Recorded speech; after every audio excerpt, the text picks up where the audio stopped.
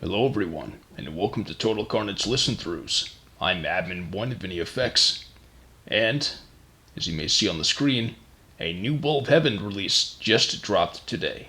So of course you have to drop everything to deal with that drop. Whatever it may be. Work, school, wedding, drones. When Neil drops a new Bowl of Heaven album, you do it! So anyway, this is The Living Wind. The first track is The Inquisition. And by the way, what I said about Bowl of Heaven applies to any effects as well. Of course, naturally. You knew that. So these look to be on the shorter side, lengthwise, which usually suggests that the music is of a more active, energetic nature, but that remains to be seen. The artwork does look pretty action-packed, but enough speculation. Let's just jump right into it.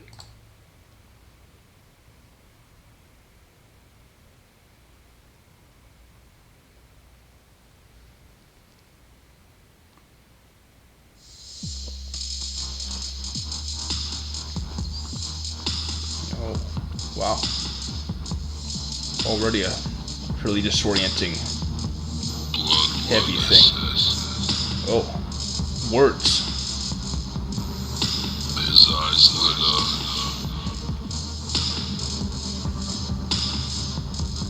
He shrugged. We're already in a very infernal situation here. I listened as well. Different layers of different dancing chord progressions and noises and sort of wandering. So with some melodic consistency. Place the what? The Inquisition. He talked more. And painted the ashes of the dead.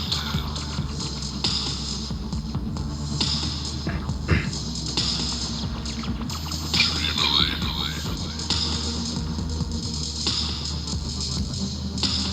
We've entered the gates into something forbidden. Bloodwood, I said again.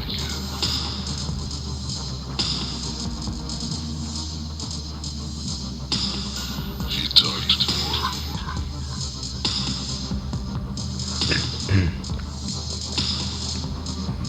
Painted the ashes of the dead.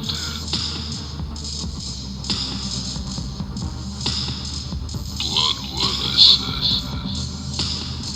I'm hearing looking at some of the lines, I think.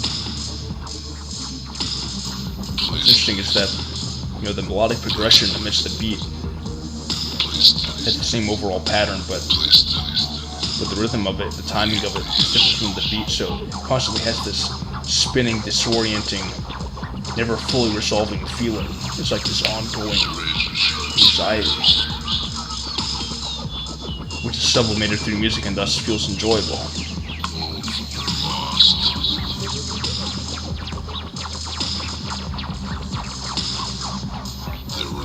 Out of these choking squiggles.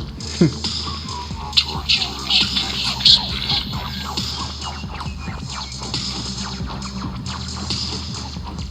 Bloodwood, I said.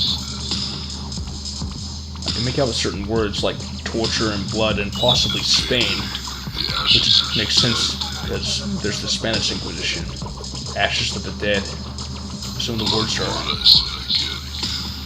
words are a bit incomprehensible to me at the moment. And painted the ashes of the dead. Painted the ashes of the dead.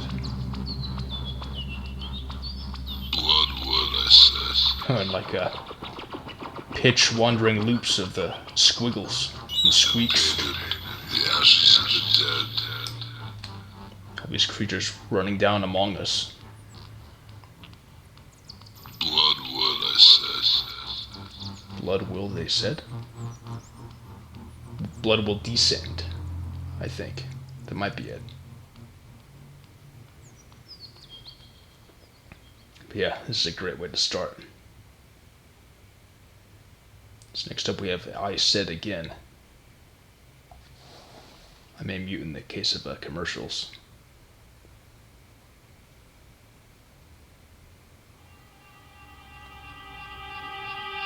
Eerie Rising. More of the fat halftime beat.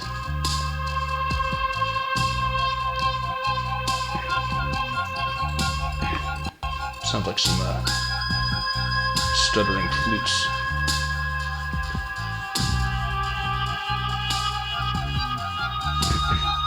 Now we're wandering out in the dark. Now introducing you to this scape. We're condemned to trudge along.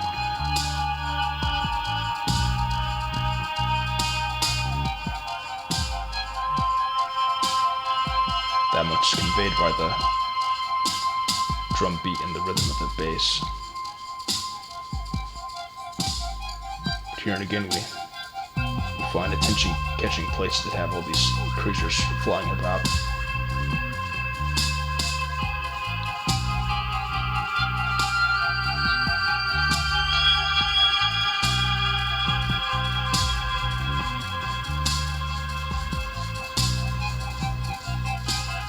Horns piping out.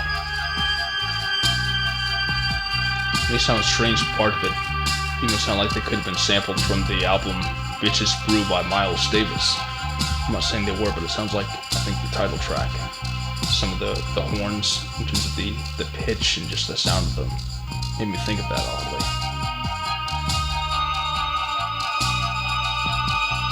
Taking on a travelogue through a gallery or it's a series of different sights, different things wandering about with that of an arcane nature.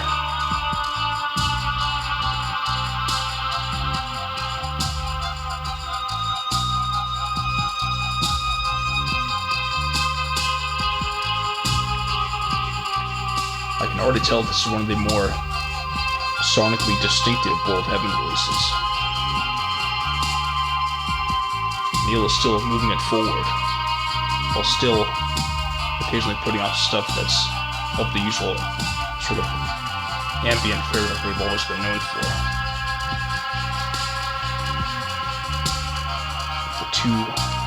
Those two qualities about them, but they stay the same, but keep different, throughout the years. It's great.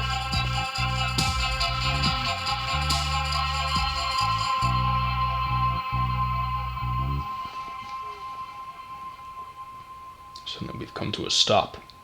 That must mean our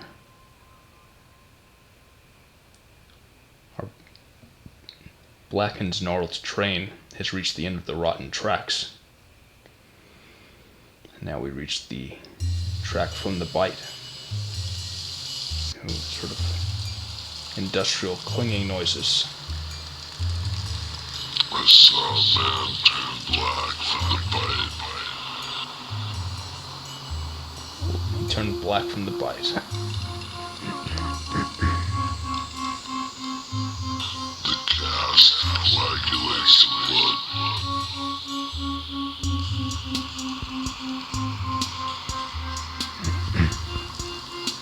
Bones were gone. We're in these sorts of organic beast noises in the background as well. Almost sound like they're eating or slurping. Possibly victims. I saw a man turn black from the bite.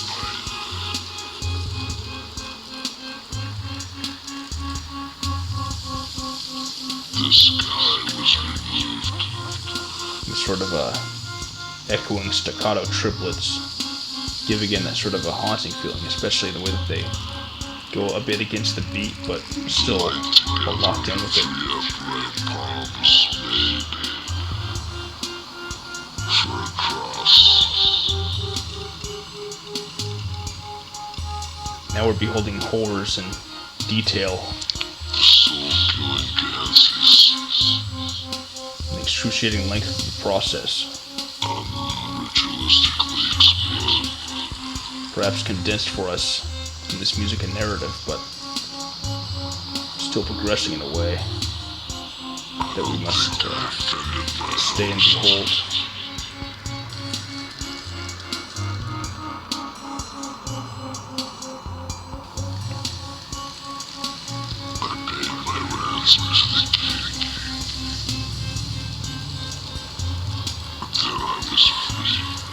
Now some of the more clinging noises seem to be locking in with the drum pattern.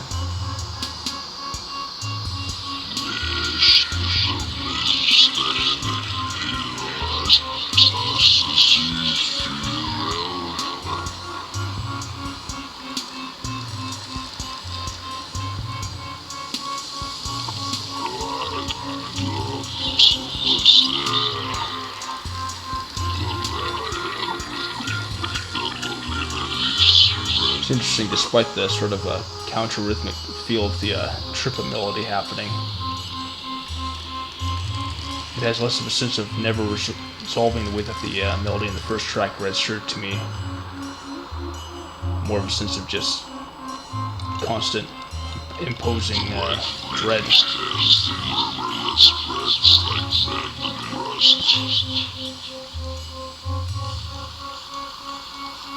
But the clanging noises changed rhythm and started to go out of sync with the drums. Like missing the drums stopped.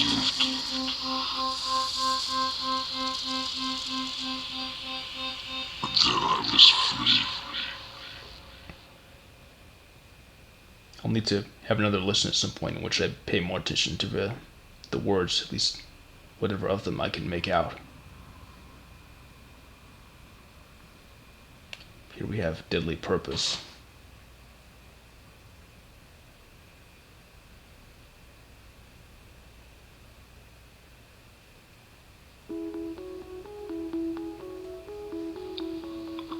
A more potentially hopeful melody. That day I became one. Almost like an intermission.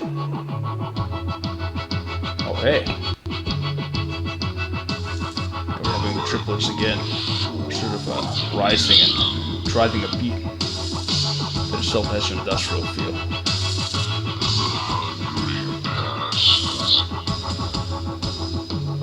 And the way it progresses, it feels like we're moving upward constantly, even though the notes and the rhythm stay essentially the same. It feels like we're climbing.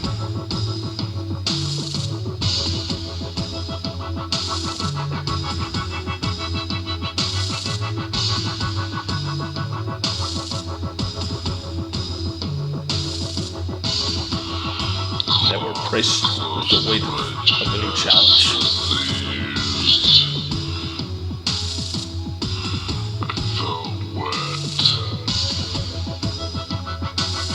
At points it sounds like this loud sort of a staccato melody that recedes, which helps emphasize the emotional quality of the more lower tune, clean sounding synth voice underneath. Could be clean guitar, but anyway.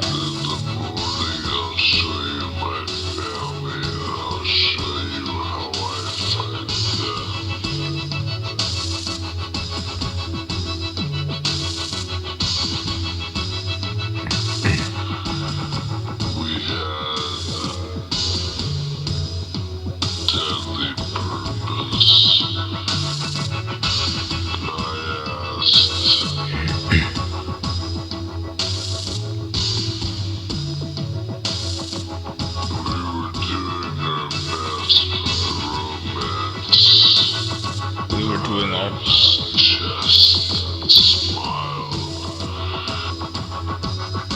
trying to make up the words.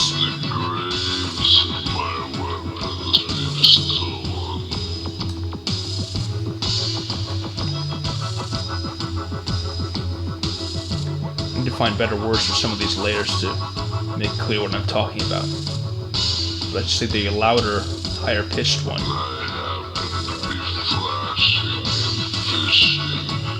It sounds like it's calling out in reaction to what's happening underneath. Like it's constantly compelled to keep reacting. It's this deep, low, droning, almost demonic voice drones on about various atrocities over it all, as if indifferent to the pandemonium happening. It was enough of my handoffs to be paid off. And it almost sounds like the voice is slowly slowing down in keeping with the tapering off of the track. I should note that while it's easy for me to basically assume that there's an infernal theme to this, given, say, the color red and the overall doomed feeling and demonic sounding voice and occasionally noises, it could be totally something different. Certainly it's dark, but not necessarily of a stereotypical infernal quality. Especially given the artwork. Etched out faces of bikers and a tiger, and who knows what's happening in the middle. It's been blocked out. But anyway. But now we have like a low lit lamp type of sound. It's interesting because I hear night sounds like crickets. It's like the night has come, but the track is called The Sky Was Removed, so it seems as though, it's like the sky is black, it looks like it was removed. Now we're in these sort of drifting, moody, slithering, tapering lines that kind of blend together like streams of water going in and out.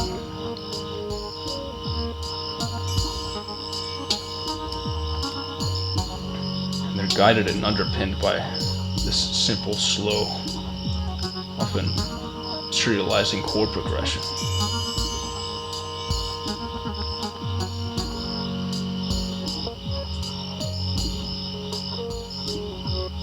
Strange, before I even noticed the cricket noises, I thought that this sounded like a low-lit lamp of a track.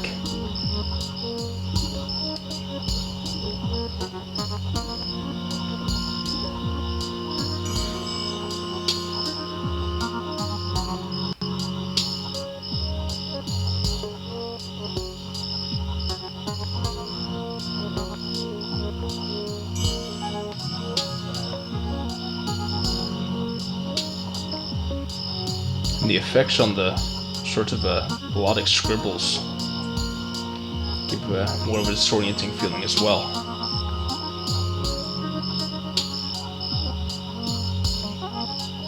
Namely, lowering the volume of them at many different points close together.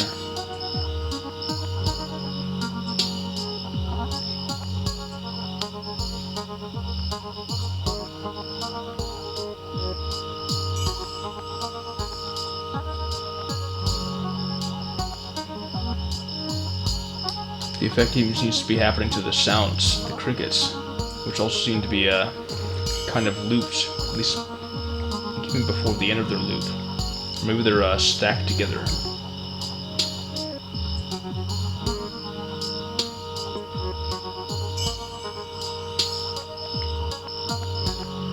And that one percussion, I don't know what it'd be called, like a very small cymbal. I don't think it's a triangle, but something gets hit right there.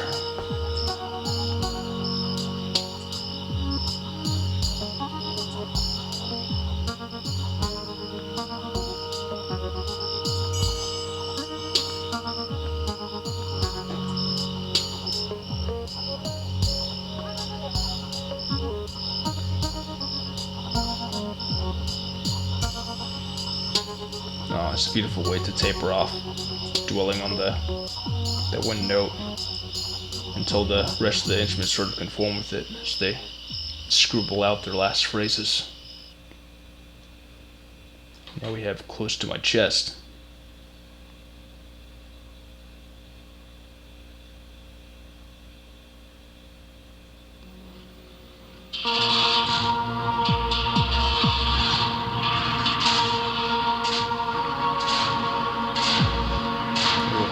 Sounding almost like a clarion call.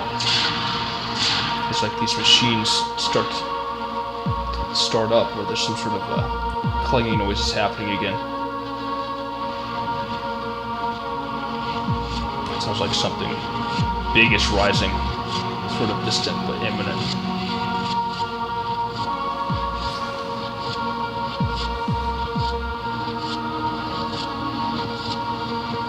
Get the feeling something big's going to drop at any moment. We're getting the occasional kick and bass.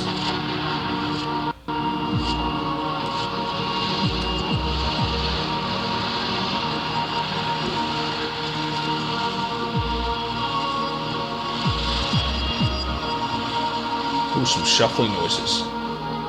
Sounds like something being reversed. In the meantime, at times the melody and the background noise is growing more abrasive, so until they seemingly blend together.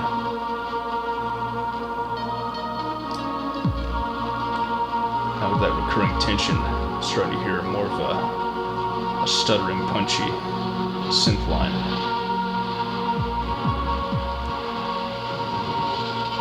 But if there's any drop, it won't happen in this track, most likely. Since there's not much time left. Through all that dragging, the music concrete, if that's how you pronounce it. I can think of it, I think I've heard some of those same noises in another synth-based Bowl of Heaven album that Neil released, I think, last year. I'm pretty sure I've heard that before, that same sample. And it was in the album Phantom on Your Shoulder. I think it was in the track Red Days from that album.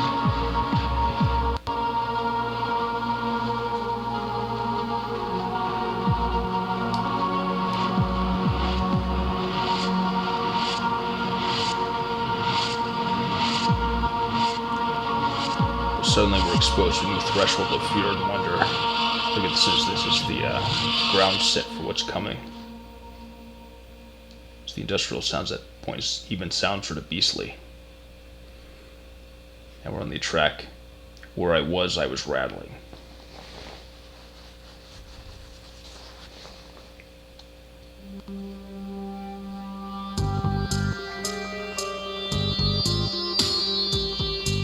Yeah.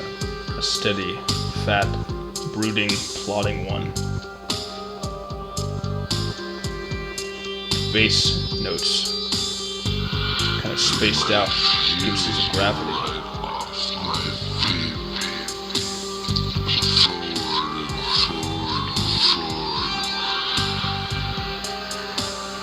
Is that a horn that suddenly rose up, then tapered off in reverb?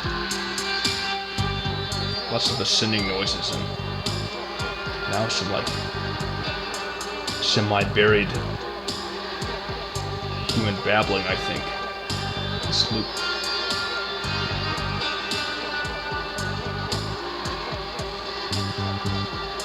The echoes of a spirit's vengeance. Kind of hangs in the air as we pass through the next hall.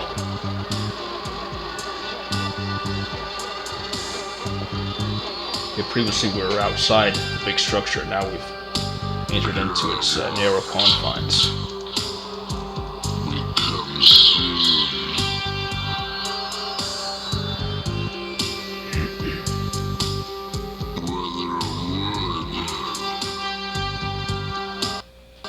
Walking the mile, having a reckoning.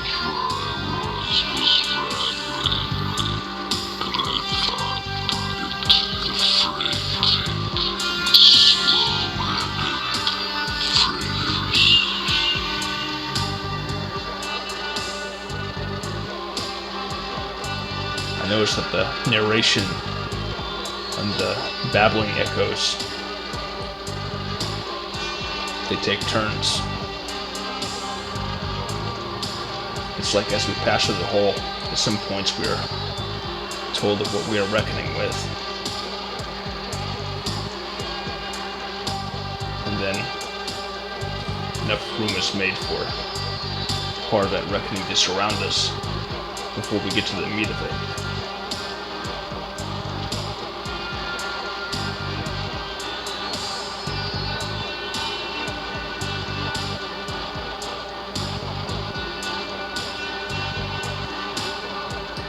guess this is a new sort of suspense.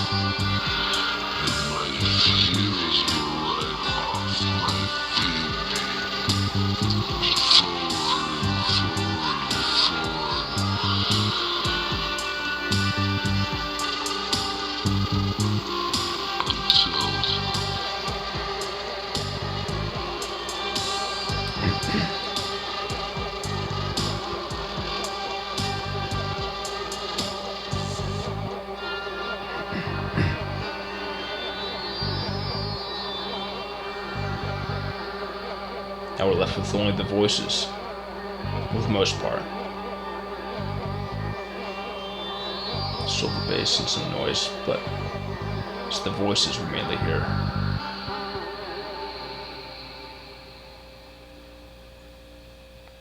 What awaits us in uneasy hours? Are we resting in the most horrible chamber we've entered into?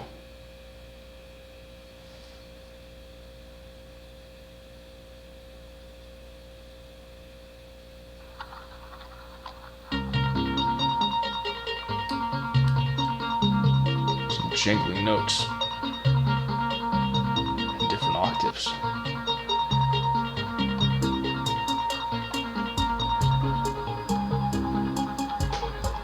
Seems like an odd signature,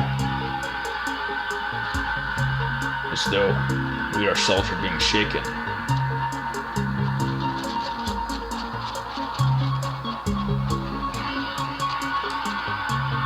What we're hearing what sounds like a sort of buried yelling voice that dissipates into air or wind. So we must indeed be resting in a chamber now, dwelling in it.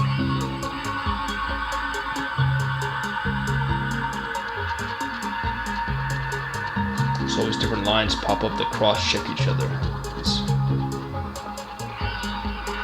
It's almost arpeggiated sounding lines, but more broadly just jangly in the rhythm, like they're jangling like keys, and us with them.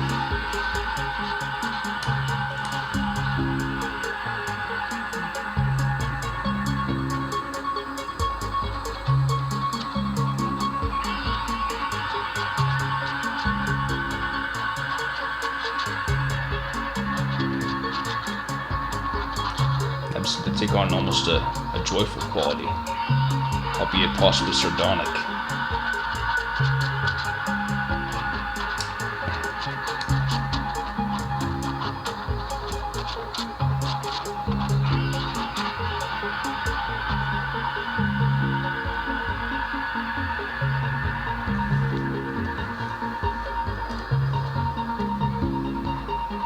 It's interesting. On the edges of my left earphone, I can hear sound like these sorts of almost scraping noises. Hearing different sorts of noises actually faintly in both earphones.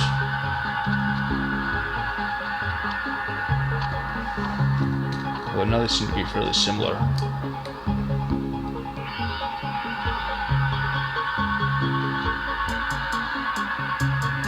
And melodically, the way that these lines go together, it's like they're hanging suspended in air in terms of how they might resolve.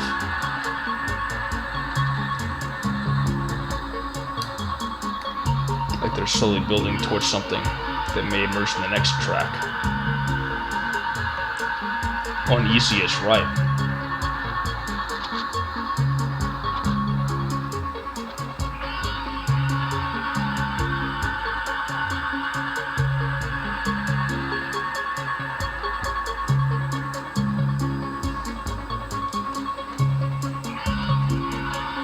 There are times like I'm almost hearing faint applause noises towards the center of the sonic landscape, as I call it, for this track. Before I can really determine another roar, so it might be just sort of a scraping or squeaking noise.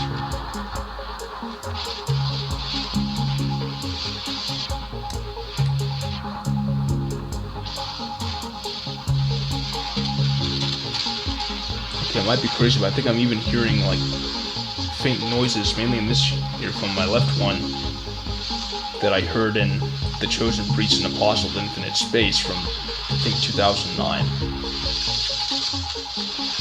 That might just be one of those types of ambient noises, like pitch-shifted crowd noises or the like, that tend to sound similar.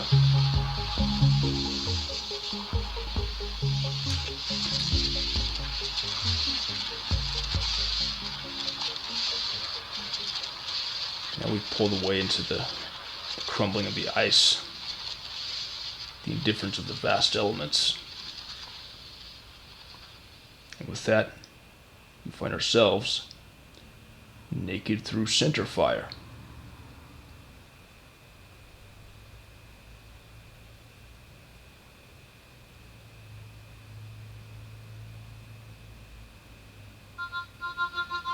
My feet scratched. Here we go again.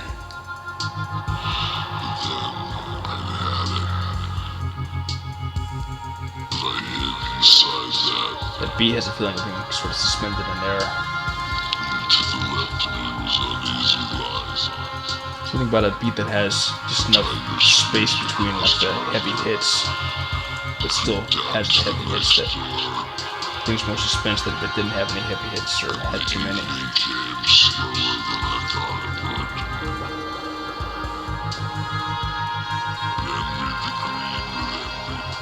That just sounds like a Greek epitaph.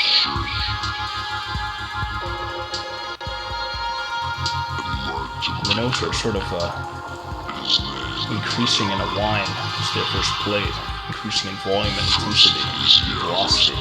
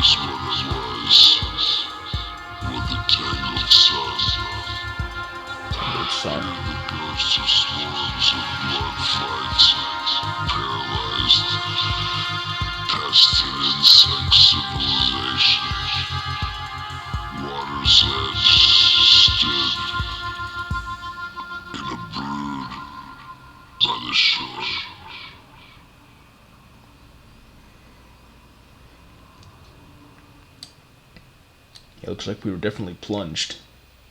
Oh, and Tangled Sun. Yet another new thing. Every track has a new feel to it in their whole discography.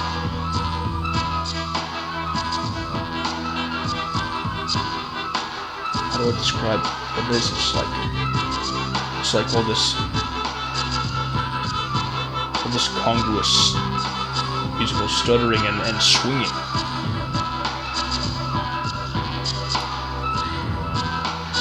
Sounds like chaos, but it's all together somehow. Stuttering triplets, and it almost sounds like not just swing, but a swing set, like a creak of something like that that's been harnessed into some sort of quasi-musical power.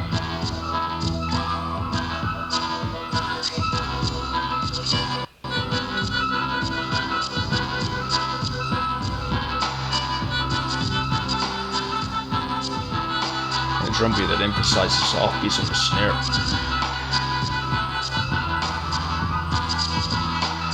Feels like they're definitely being taken along for a ride. Being sort of flown through an alien room with its own logic.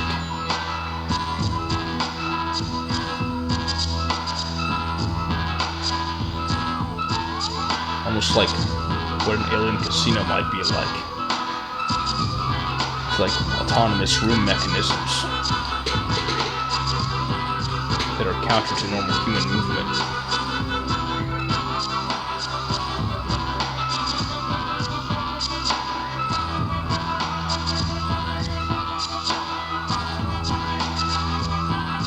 And despite all its slight silliness, there's a sense of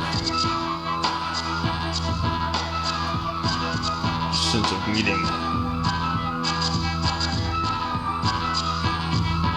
the end, which is helped because it's the penultimate track, but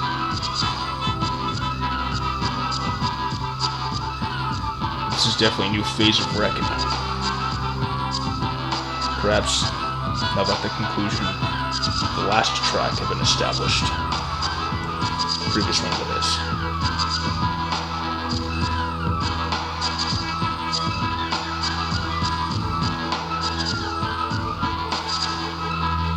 Here again, each of these instruments, at least some of them, reach a sort of a dwelling point, or dwelling range of notes, then as the others follow it, giving it a new feeling while still being in the range that they set at the beginning.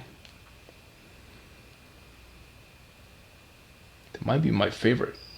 It's hard to say. All these have been good in a new way. Here we are now as the living wind.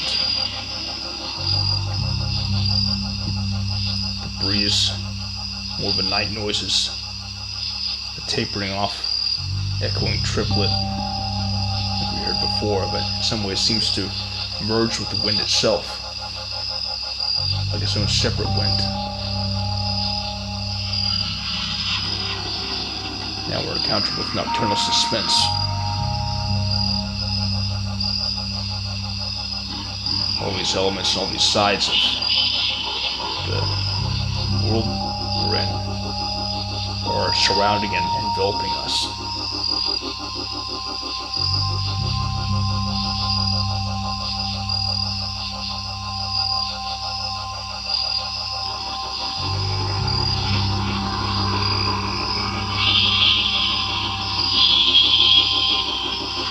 It's almost seething and yet also gargling.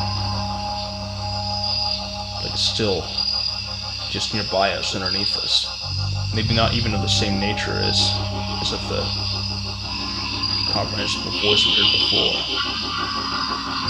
Or maybe it's that voice that had seemingly spoke its own epitaph in Naked Through Center Fire, now in a declined state, or possibly even after that, uttering its primeval cry.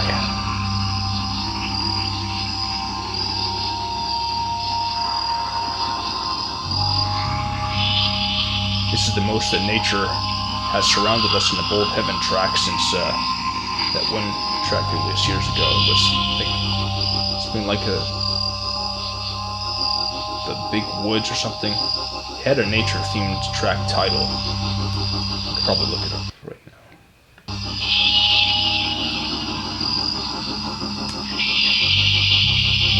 It's as if it's all bidding us to sleep. And the abrasiveness of all these different things is starting to blend together as well.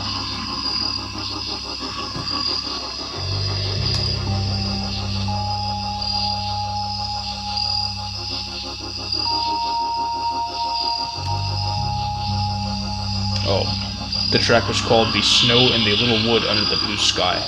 That was the last time that Bold Heaven track made me feel disenveloped by nature. That one was purely arranged nature noises.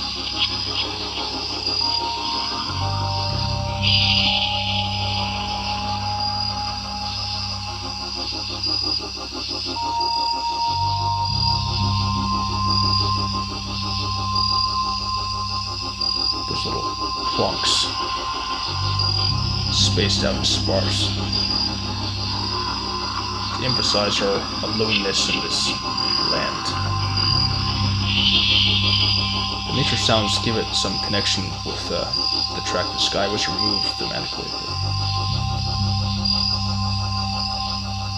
Now there's a sense of finality in it, as though it's not something will escape, or we might have thought so towards the middle of the album. The Sky was removed was the fifth track.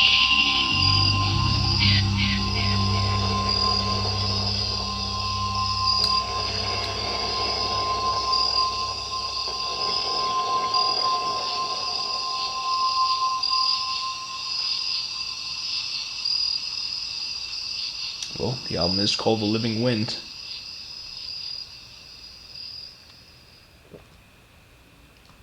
well, Neil and whoever else may have possibly been involved in that, excellent job.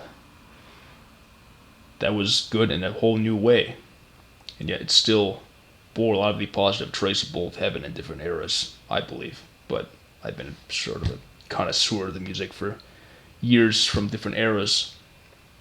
Anyway, though, I'm glad I checked that out. This is the first time that I've ever done a Total Carnage listen through of, I think, any album the day that it dropped, let alone a Bolt Heaven one, which I would like to make more common, given how prolific they are and that the music is, at least so far, free to listen to, all of it may be, although if there were limited edition price thing, I would certainly get it, probably. But anyway, that was really good stuff, and it has made me think again about how, in different eras of the band, there have definitely been, themes within records. Starting even with Weed Problem, which had its sequel later on, Weed Problem 2 to 5. But I've noticed in particular a few of these recent albums that Neil put out, they have a certain narrator with a certain voice and certain topics that they seem to cover, or a series of narrators. Like there was one called 19 Breakdowns I'm About to Have, which seemed to compile excerpts from different psychiatric interviews and such. And then one that was called Who Will Watch Over Me, which seemed to have this one narrator who almost had like a taxi driver style monologues. At least one of them I could piece out, and I probably projected that in part because it had a bit of a jazz city noir feel to it, like not in the sense of being like bebop jazz, but just I guess the use of horns or horn synth noises, and maybe just the sort of loose, almost 80s feel of it. It's hard to describe accurately without just playing it for you, and I may well do a Total Carnage listen through of it at some point, but it seems like, there are narratives and concepts in these albums that are worth exploring somehow, in the lyrics and even in like the arrangements of the tracks, and how you might be able to parse out some sort of a journey. I mean, you heard me giving my own takes, basically, impromptu on what seemed to be happening, but I could be totally off. That may just be my own subjective interpretation. Anyway, though, we'll get to that when we get to it, and, unless there's another new big drop that warrants me doing something like this for a totally new album, I suspect the next one I do will be the alpha numbered second one, the one after Weed Problem, back in 2008, He Is Not Dead But Sleepeth. Until then, thanks for watching, and thanks again to Bolt Heaven for, keeping it going. It's a never-ending journey. Alright.